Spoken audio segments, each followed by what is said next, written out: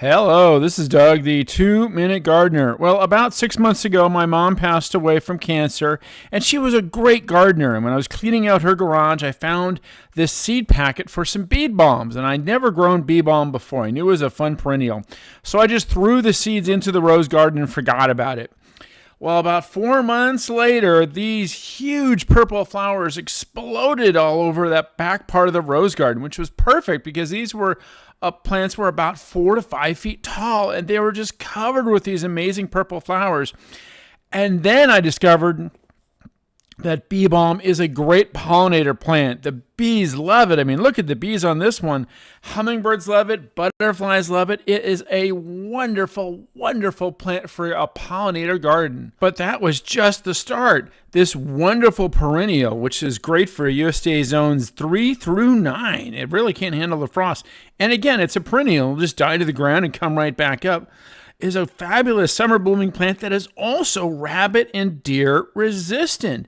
And so I would cut some of these and take them out to my mom's grave, which has a lot of deer living around that cemetery, but the deer would leave it alone. They never bothered it. It was just amazing. And it's a good cut flower. It lasts for a week in a vase.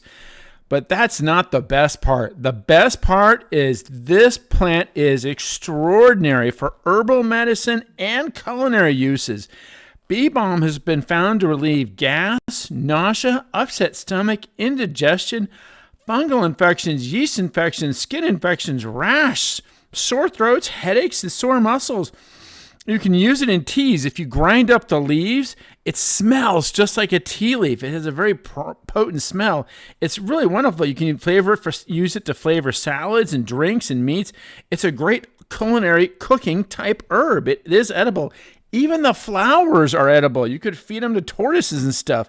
Use it in kind of potpourris and baths. So definitely want to get some hands on some bee balm. There's links in the comment description on how to order either seeds or plants from my Amazon page. And you got to try some. It's really great in the backside of flower gardens because, again, you're looking at something that will get about 4 to 5 feet tall. Just a wonderful, wonderful plant. Again, this is bee balm. I strongly recommend it to add it to your flower gardens, especially if you really want to have a nice pollinator garden.